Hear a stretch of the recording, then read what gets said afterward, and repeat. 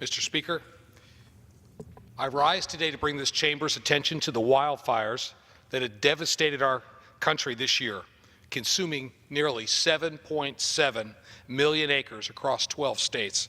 This figure, however, doesn't account for the lives tragically lost, the homes destroyed, or the livelihoods that went up in flames. This doesn't account for the smoke from these wildfires that swept from many of our western states into the Midwest, creating poor air quality. The House has passed measures to reduce the severity of our wildfires and improve the health of our forests. Last November, the House passed the Resilient Federal Forest Act, written by my friend, Mr. Westerman of Arkansas. The legislation provides common sense reforms that will benefit our forests, economy, and the environment. Conservationists, organizations, foresters, stakeholders, and local leaders throughout Montana recognize the need for reforms to get us managing our forests again. Unfortunately, the other chamber, mired in obstruction, has not taken up the bill. The House, however, has not lost our focus, including critical forest management reforms into other legislation. Looking across the West and seeing the devastation of the wildfires this year, I know we can't afford to wait. I'm honored that many of my colleagues are joining me here tonight who recognize the threat of catastrophic wildfires and want to do something about them. I look forward to hearing from them. At this time, I'd like to recognize the gentleman from Utah, my friend, John Curtis. Thank you. I appreciate the time, Mr. Speaker. I rise today as thousands of Utahns in my district are returning to their homes after being evacuated due to wildfires that came within blocks of their home. The Pole Creek Fire and the Bald Mountain Fire have engulfed over 100,000 acres of land and are still burning strong.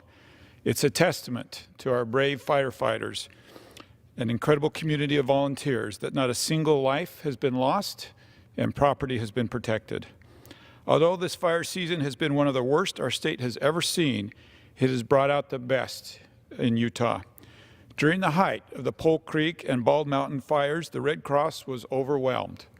Now, Mr. Speaker, you might assume that overwhelmness came because of the 6,000 evacuees that needed home, but in reality, the Red Cross was overwhelmed because the list of people coming into the shelter offering homes was longer than the list of people needing homes.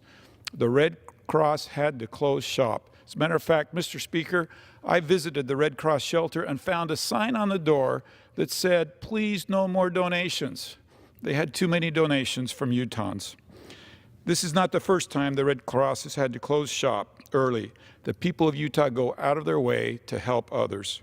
As usual, Utah stepped up in the face of tragedy, and I plan to work to prevent future catastrophic events like this. Before I came to Congress, I was mayor for 8 years. I understand how overwhelming it can be to coordinate disaster response, recovery, and manage the daily operations of a community.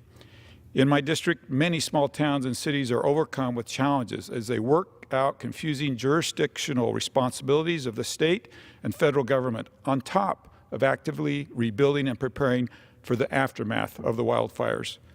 To help in this effort, last week I convened a group of mayors, county commissioners, state representatives, and emergency personnel so that local leaders could have direct access to the federal government, share resources, and prepare for what comes next. I stand committed to helping our communities obtain the resources they need to rebuild their homes, businesses, and prevent further damage. We can all agree that managing our forest is critical. While we won't prevent every fire, we need forest management reforms to reduce the risk of fires. I've already started this discussion with my colleagues in Washington. Last week, I spoke with the interim chief of the Forest Service, and today I met with Secretary Perdue, who oversees the U.S. Department of Agriculture, which includes the Forest Service. Both of these conversations focused on how to best manage our forest and prevent similar fires from happening in the future. As a member of the House Committee on Natural Resources, I look forward to advancing policies to protect lives and protect property throughout Utah. As we look ahead to preventing these catastrophic wildfires, let's not forget the value of our local officials and their roles in forest management decisions. They know better than anyone the challenges they face in their own backyards. And should another fire strike, I'm confident that Utahns will once again step up to the challenge and take care of our great state and their wonderful people in it. Thank you. I yield the balance of my time. Mr. Speaker, I thank the gentleman from Utah for his comments and especially for his leadership on this important issue, bringing the knowledge of local government here to this House to help us deal with this devastating situation out west. At this time, Mr. Speaker, I'd like to recognize the gentleman from Arizona, Mr. Paul Gosar, my friend, for his comments on wildfires. Mr. Speaker, thank you so very much, and I thank the gentleman from Montana for organizing this tonight. Mr. Speaker, I rise today to bring this chamber's attention to the multitude of wildfires that have devastated the western United States. Now, Mr. Speaker, the West is on fire and has been on fire since April of this year. This has undoubtedly been one of the worst wildfire seasons in recent memory. Last month, more than 100 active fires scorched nearly 2 million acres, killed at least 12 people, and caused hundreds of millions of dollars in property damage. As of today, more than 75 wildfires continue to burn throughout the United States. Wildfires are getting worse, in fact, in the United States, just as they are getting better in more similarly advanced nations. A study published in Science last year found that the amount of acreage burned globally has declined by 25% over the past 18 years, irrespective of climate and temperature variability. The study's findings point to day-to-day human factors, especially land management, as the most consequential determinants of wildfire acreage burned. Substantial research and common sense continue to suggest that an imprudent combination of prematurely extinguished spontaneous small burns, preventing controlled burns, and limiting brush, hazardous fuel, and timber thinning to near negligible amounts is producing tinderbox-like conditions in our forests, conditions that overdetermine the eventual outcome of catastrophic wildfire.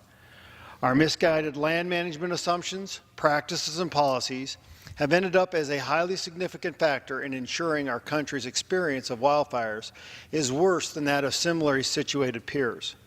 The sad truth is that mismanagement has left our forests vulnerable to insects and disease ripe for catastrophic wildfires. That is why the Western Caucus led efforts to pass a strong forestry title in the Farm Bill. The House-based bill includes 10 categorical exclusions that allow for active management of our nation's forests and critical response. On September 13th, a letter spearheaded by the Western Caucus from 40 bipartisan members of the House was sent to the Farm Bill conferees, urging conferees and leadership to include active forest management provisions in the final version of the Farm Bill. The base bill also reauthorizes the landscape scale restoration program. The first meaningful step that can be made to ensure that we can mitigate the frequency and intensity of wildfires next year is for the Farm Bill Conference Committee to include these forestry provisions within the final conference report. Otherwise, next year's wildfires, sadly, may be larger than this year's and will be on the result of this Congress. And with that, I yield back. Mr. Speaker, I thank the gentleman from Arizona for his principled approach to getting reform so we can start managing our forests again. Thank you, Paul. Thank you.